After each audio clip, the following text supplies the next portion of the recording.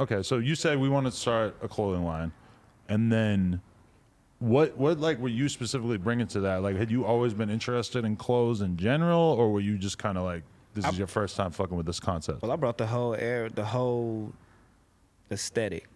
I brought the whole aesthetic with my boy named SB. You went to Egypt? Well, no, I had to. You know what? That's funny because I want to go to Egypt too. God. It's funny because I had to study like my culture. Like I was seeing Taz Arnold, and I was like, "What the fuck teasing mean?" and all the whole little shit. Then he started telling me about different little shit. I understood that he was a 5%er.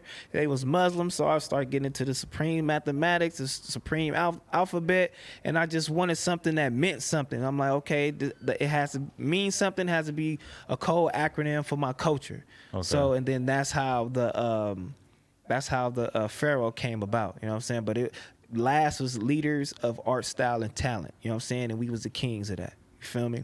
So that's really what it meant. If niggas really don't fucking know, because really niggas didn't know. We just put the shit on and had to sold it. Right. But yeah, I just really wanted that shit to mean something. Right. And so the store on Melrose was a part of the whole plan from the beginning? Fuck no. No. Hell no. Everything just came about just fucking random. How long did it take before that popped up? Because even now, it's like, it's not that many rappers that have stores in Hollywood.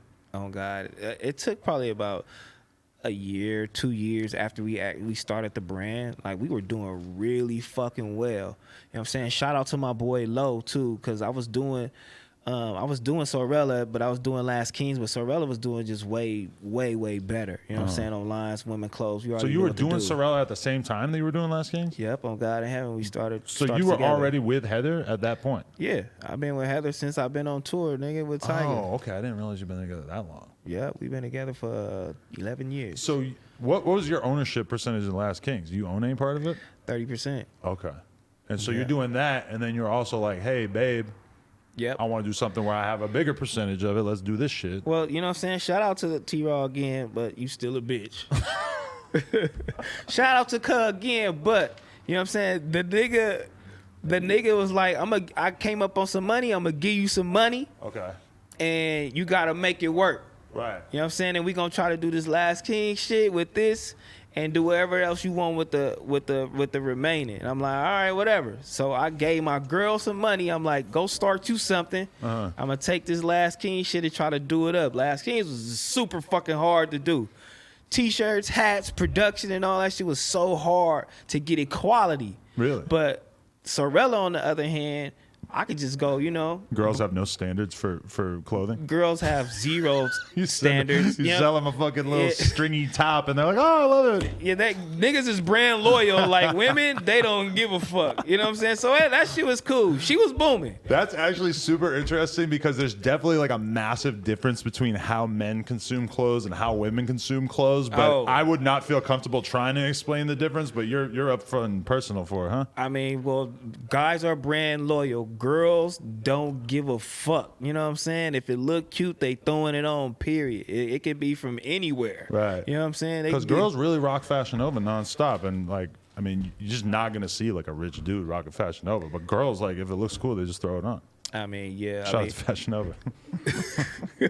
Fuck Fashion Nova, nigga. This Sorella on this motherfucker. Even though I fuck with Rich, I fuck with you though, Rich. You know what I'm saying? Yeah. Right.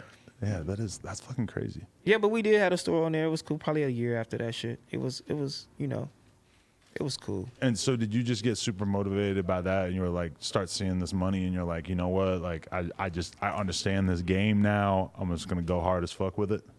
Nigga, in our first like year or two, we made like 15 million. And yeah, and then the store was just making money. And then I was just like, this shit is crazy. And Melrose was a great vibe at this time? Were you just having a blast being out there all the time? Or? The thing, yeah, I was having a blast. The thing that I learned, though, really, truly, you can't put a brand behind a rapper. Because if that rapper career declines, your brand is done. And that's what was happening. His brand was declining because he was declining. Right. And the clothes wasn't stronger than like his celebrity. Right. And that's when it just would start going downhill. Hey, if you enjoyed this clip and you want to see more, this is our new Clips channel. Help us get to 10,000 subscribers. Hit subscribe down below. Appreciate y'all.